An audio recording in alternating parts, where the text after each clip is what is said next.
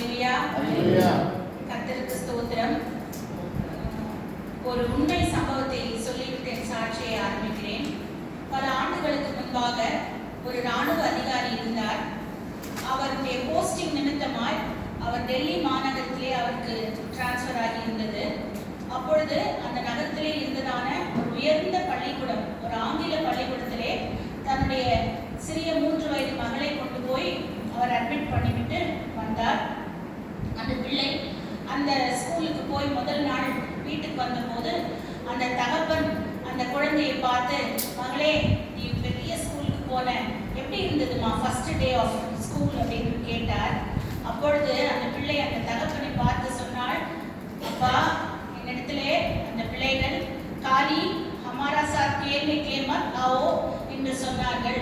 அப்படி என்றால் கருப்பு பெண்ணே எங்களோடு வந்து விளையாடாதே என்று சொல்லி என்னை உதாசீனப்படுத்தி விட்டார்கள் என்று அந்த மகள் சொன்னாள். அதற்கு அந்த தகப்பன் தன்னுடைய பிள்ளையை தன்னுடைய மடியிலே தூக்கி வைத்து அவளுக்கு எந்த நெகட்டிவ் காரியத்தை சொல்லிக் கொடுக்கவில்லை, கான்ஃபிடன்ஸ் என்னும் ஒரு காரியத்தை மட்டும் கற்றுக் கொடுத்தார்.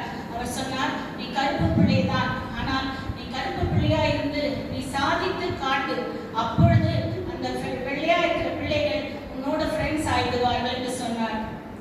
அந்த ராணுவ அதிகாரி என்னுடைய மறைந்த தகப்பன் திரு சி.பி. ராஜேந்திரன். அந்த மகள் நான் தான். அந்த கருப்பு தள்ளப்பட்ட பிள்ளை நான் தான். என்னுடைய ஆரம்ப காலத்திலே ஸ்கூல்லே rejection was the first thing that I faced in my life. ஆனால் நான் இன்று எதற்கு இந்த சின்ன கம்யூனிபேட் கிராமத்துக்கு தேடி வந்து என்னுடைய சாட்சியை சொல்ல வேண்டும் என்று வாஞ்சிட்டேன் என்றால், என் தகப்பன் இந்த கிராமத்திலே பிறந்து இந்த கிராமத்தில் உள்ள பள்ளிக்கூடத்திலே படித்து கன்கார்டியா ஹைஸ்கூலிலே படித்து அவர் இராணுவத்தை சேர்ந்து கொண்டார். ஆனால் என் தாய் ஒரு மிகுந்த பெரிய குடும்பத்தை சேர்ந்தவர்கள். ஆனால் என்னுடைய தகப்பனிடத்திலே நான் கற்றுக்கொண்ட தாழ்மை, என்னுடைய தகப்பனிடத்திலே நான் கற்றுக்கொண்ட ஆங்கிலம், என்னுடைய தகப்பன் மூலமாக நான் கற்றுக்கொண்ட நற்குணங்கள் இன்றைக்கும் என்னை மிகவும் பெருமைப்படுத்துகிறது கிறிஸ்துவுக்குள். ஏனால் என் தகப்பன் ஒரு உண்மையான கிறிஸ்தவ பிள்ளையாய் அவர் ஜீவித்தார். என் தகப்பனுக்கும் தாய்க்கும் 2 மகன்கள், மிகவும் எதிர்பார்க்கப்பட்டு நேசிக்கப்பட்டு பிறந்த மகள், 3வது மகளாய் நான் பிறந்தேன். ஆனால் நான் பிறந்து 15 நாட்களுக்குள்ளே என்னுடைய தகப்பனுக்கு யுனைடெட் நேஷன்ஸ், அதாவது யுனைடெட் நேஷன்ஸ் உடைய கால் வந்தது. உலக அகில சமாதானத்துக்காக என்னுடைய தகப்பன் இந்திய பிரதிநிதியாக காங்கோ தேசத்துக்கு அவர் அனுப்பப்பட்டார். நான் என்னுடைய வாழ்க்கையிலே 2010ஆம் வருஷம்தான் முதல் தடவையாக விமானம் மூலமாக வெளிநாடு சென்றேன். ஆனால் நான் இப்பொழுது நினைத்து பார்க்கிறேன், என் தகப்பனால் 1961ஆம் வருடம் நான் பிறந்த வருடத்திலே அவர் ஏரோப்ளேன்ல ஏறி அவர் வெளிநாட்டுக்கு சென்று நம் நாட்டுக்கு ஒரு பிரதிநிதியாக அவர் யுத்த களத்தில் இறங்கி காங்கோ தேசத்திலே யுனைடெட் நேஷன்ஸ்க்காக அவர் பிரதிநிதியாக அவர் சேவை செய்தார். 3 வருடங்கள் என் தகப்பனை நாங்கள் பார்க்கவில்லை. அது வரைக்கும் எங்க அம்மா வந்து அப்பாவுடைய போட்டோ என்கிட்ட காமிச்சு, இதுதான் உங்கள் தகப்பன் சி.பி. ராஜேந்திரன் என்று அவர்கள் காட்டுவார்கள். 1964 நான் 3 வயதாக இருக்கும் போதுதான் என்னுடைய தகப்பன் திரும்பி வந்தார். அப்போதான் நான் முதல் அப்பா என்கிற ஒரு உறவுக்குள்ளே நான் போனேன். என் தகப்பனோடு நான் மிகவும் ஒரு நேசமுள்ள ஒரு ரிலேஷன்ஷிப்புக்குள்ள போய்விட்டேன். அப்பானா எனக்கு அப்படியே ஒரு உயிர். இன்னைக்கு கூட என்னுடைய மொபைல் எடுத்து பார்த்தீங்கன்னா என்னுடைய மொபைலுடைய பேக் கவர்ல my dad is my hero தான் இருக்கும். ஏன்னா my dad was and is always my hero. அப்போ அப்பா வந்து எனக்கு ஃபர்ஸ்ட் சொல்லி கொடுத்த காரியங்கள், பாபா பிளாக் ஷீப் சொல்லி கொடுக்கல, கிங் ஜேம்ஸ் வெர்ஷன் இங்கிலீஷ் பைபிள்ல வசனம் படிக்க சொல்லி கொடுத்தார்கள். அதுதான் அவங்க முதல்ல எனக்கு சொல்லி கொடுத்த காரியங்கள். அதுக்கப்புறம் அவங்க கொஞ்சம் கொஞ்சமா என்னுடைய இன்டெலிஜென்ஸை டெவலப் பண்றதுக்கு பைபிள் மெமரி வேர்சஸ் ஏறக்குறைய 500 வசனம் ரெஃபரன்ஸோட ஒரு பிழை இல்லாமல் சொல்ல என் தகப்பன் கற்றுக் கொடுத்தார். அவருடைய பெருமையே, எங்க வீட்டுக்கு யாராவது வந்தா என் மகளை கூப்பிடுங்க, என் மக உங்களுக்கு வசனம் சொல்லுவான்னு சொல்லி ஒரு 10 வசனம் சொல்லுவான்னு சொல்லுவார். அதுதான் வேதத்திலே என்னை சிறு வயதிலிருந்தே அந்த விதை போட்டு என்னை வளர்த்தார். நான் 7 வயது சிறுமியா இருக்கும்போது என் என் தகப்பனை ஒரு நாள் கூப்பிட்டு தன்னுடைய மடியில் வைத்துக் கொண்டார். அவர் சொன்னார், மகளே, உனக்கு கர்த்தர் நல்ல ஞானத்தை கொடுத்திருக்கிறாரு. நீ படித்து நீ ஒரு மருத்துவரா, ஒரு டாக்டரா, ஏழை எளிய மக்களுக்கு நீ சேவை செய்ய வேண்டும் என்று அவர் என்னிடத்திலே சொன்னார். அதை நான் மனதில் வைத்துக் கொண்டேன்.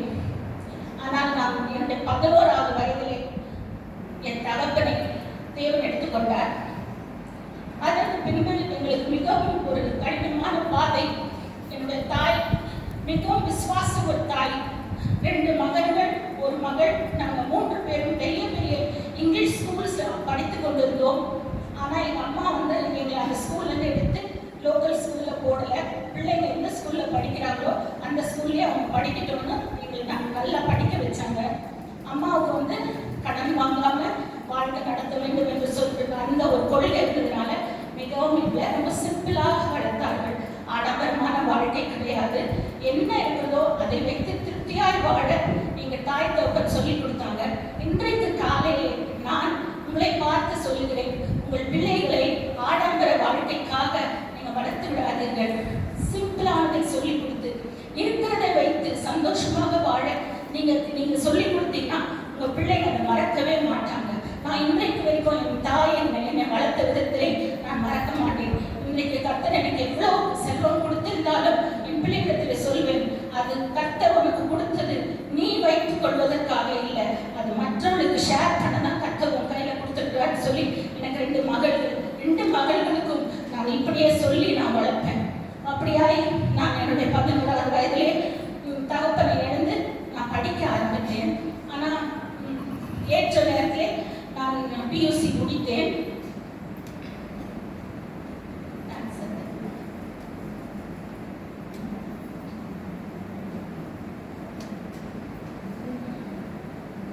அப்பொழுது நான் பியூசி படித்து முடித்த பிறகு மருத்துவக் கல்லூரியில் சேர வேண்டும் என்று விரும்பினேன். அந்த காலத்திலே பிரைவேட் மெடிக்கல் காலேஜஸும் கிடையாது, பணம் கொடுத்து சேர்ந்து கொள்ளும் மெடிக்கல் காலேஜும் கிடையாது. சென்னையிலே வெறும் 3 medical college, Stanley, MMC, KMC. அப்போ அந்த மெடிக்கல் காலேஜுள்ள போகணும்னா நான் வந்து ரொம்ப சிறந்த மார்க் எடுக்கணும். எனக்கு எந்த இன்ஃப்ளூயன்ஸும் கிடையாது. எனக்கு இருந்த தகப்பனுடைய சந்தோஷம் தைரியமும் எனக்கு இல்லை. ஆனால் என்னுடைய அம்மா மட்டும் சொன்னாங்க, அப்பா என்ன சொன்னாரோ அதுபடி நீ செய் மகளே என்று சொன்னார்கள். என்னுடைய இன்டர்வியூக்காக நான் அப்ளை பண்ணியிருந்தேன்.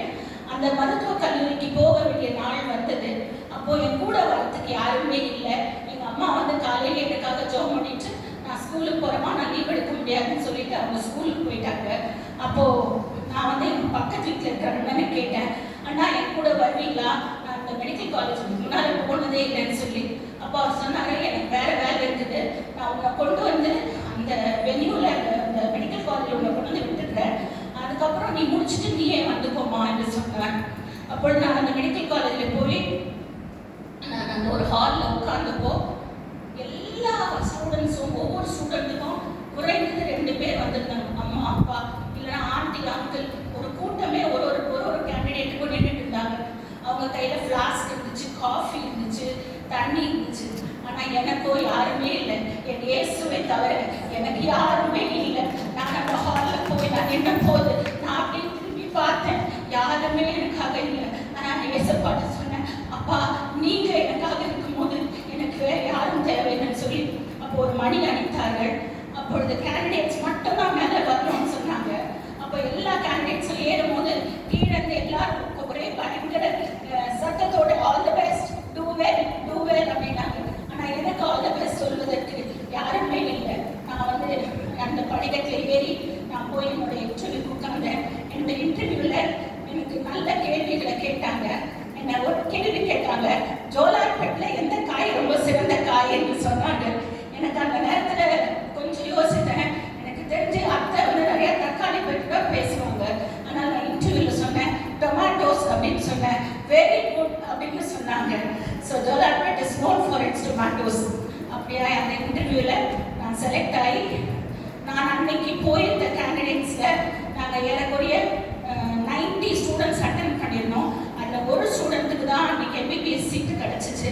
அது கரெக்டாக எனக்கு அந்த சீட்டை கொடுத்தாரு. கரெக்டாக கூட அப்படியே என்னுடைய மருத்துவ கல்வி முடித்து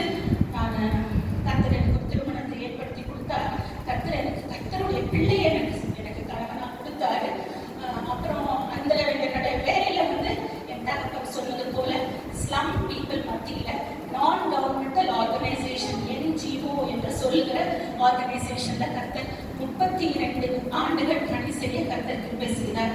அந்த நாட்களில் எனக்கு சவுதி அரேபியாவில் கிங்டம் ஆஃப் சவுதி அரேபியா உடைய கவர்மெண்ட் ஜாப் எனக்கு கிடைச்சது. ஆனால் நான் சொன்னேன், நான் இந்த ஊர்ல குறைந்த காசுக்கு நான் படித்தேன்.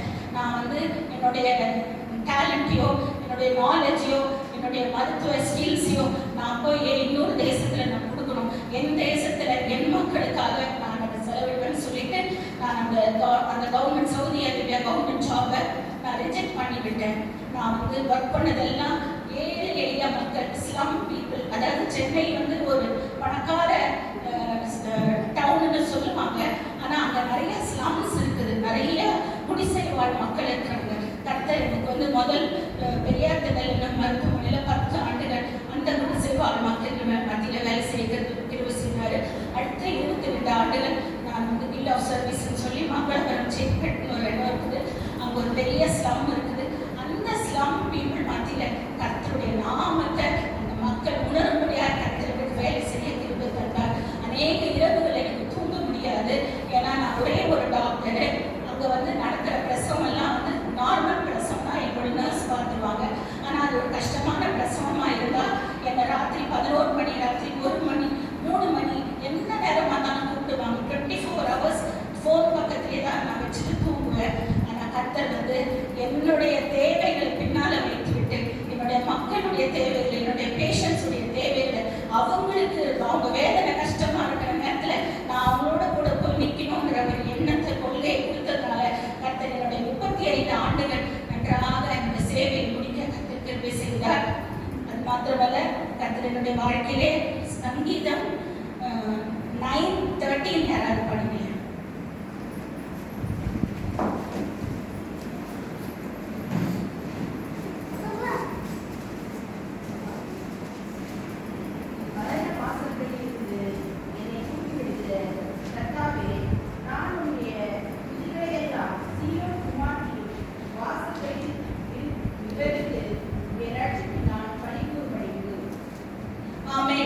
நான் மரண வாசலிலே நின்றேன். ஒரு முறை இல்லை, 2022 ஆரம்பத்துல நான் கோவிட் நிமித்தமா என்னோட கிளினிக்கை மூடிவிட்டேன். கோவிட் வேக்சினேஷன் போட்டேன், எல்லாம் பண்ணி நான் ரொம்ப சேஃபா இருக்கிறேன்னு நினைச்சேன். ஆனா எதிர்பாராத விதமாக எனக்கு கோவிட்ல பாதிக்கப்பட்டு அது மிகவும் சீரியஸ் ஆகி கடைசியில் என்ன ஹாஸ்பிட்டல் தூக்கிட்டு போகும்போது, இந்த ஹாஸ்பிட்டல சேர்க்க முடியாது, அது பெரிய ஹாஸ்பிட்டல் ஆனாலும் சேர்க்க முடியாது, ஐசியூ இருக்கிற ஒரு இடத்துக்கு கொண்டு போகும். மேதா ஹாஸ்பிட்டல்ங்கிறது one of the big corporate hospitals. ஆனாலும் ராத்திரி 11 மணிக்கு ஹஸ்பண்டை கூப்பிட்டு சொல்லிட்டாங்க, நீங்க வேற எங்கேயாவது கூட்டிட்டு போங்க, ஷீஸ் வெரி கிரிட்டிக்கல் அப்படின்ட்டு. ஆனால் தேவர் எனக்கு கோவிட்ல எனக்கு ஒரு நல்ல விடுதலை கொடுத்தாரு.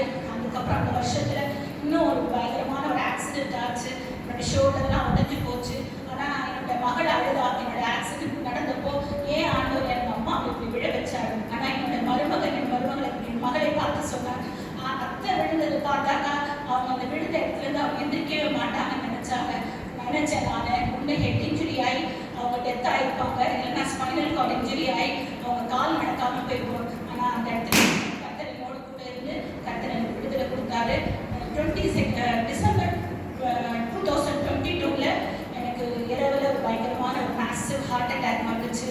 ஆனால் நான் ராத்திரி 9 மணிக்கு ஒரு கார்டியாலஜிஸ்ட் கால் அவர் சொன்னாரு, அவங்க நல்லா இருக்கிறாங்க, 200% உங்க ஹார்ட் நல்லா இருக்குன்னு அவர் சொல்லி அனுப்பிட்டதுனால நான் இரவெல்லாம் கஷ்டப்பட்டாலும் நான் ஹாஸ்பிட்டல் வரமாட்டேன், எனக்கு தான் ஹார்ட் நல்லா இருக்குன்னு கார்டியாலஜிஸ்ட் சொல்லிட்டாருன்னு சொல்லி நான் வரவே இல்லை. ஆனால் காலையில் 4 மணிக்கு வேர்த்து விறுவிறுத்து என்னுடைய ஜீவன் போற நிலைமையில வந்தப்போ நான் என்னுடைய கணவனை பார்த்து சொன்னேன், இது எனக்கு மரண வேர்வை, நீங்க ஆண்டவர் கையில ஒப்பு கொடுத்து ஜோம் பண்ணுங்க, கட்டடத்துல நான் போற நேரம் வந்துருச்சுன்னு சொல்லி நான் அப்படியே வீட்டில் எனக்கு ஜீவன் போறது எனக்கு தெரியுது.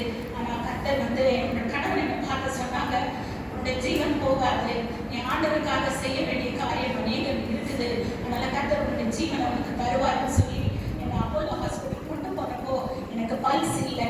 ஆனாலும் தேவன் அந்த ஜீவன் போற தருணத்துல கூட மரணத்தின் வாசலிலே நான் இருந்தாலும் தேவனை விடுவித்துக் கொண்டார்.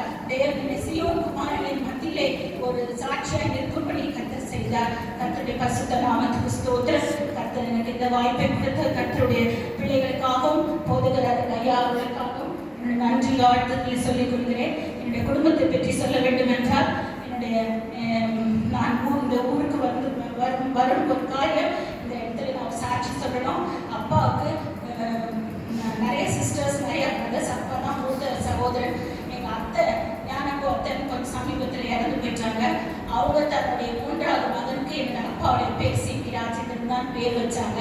இன்னொரு மகளுக்கு வந்து ஞானமணின்னு பேர் வச்சாங்க. அது இன்னொரு ஒரு அத்தை இறந்துட்டாங்க, அந்த அத்தையுடைய பேரு.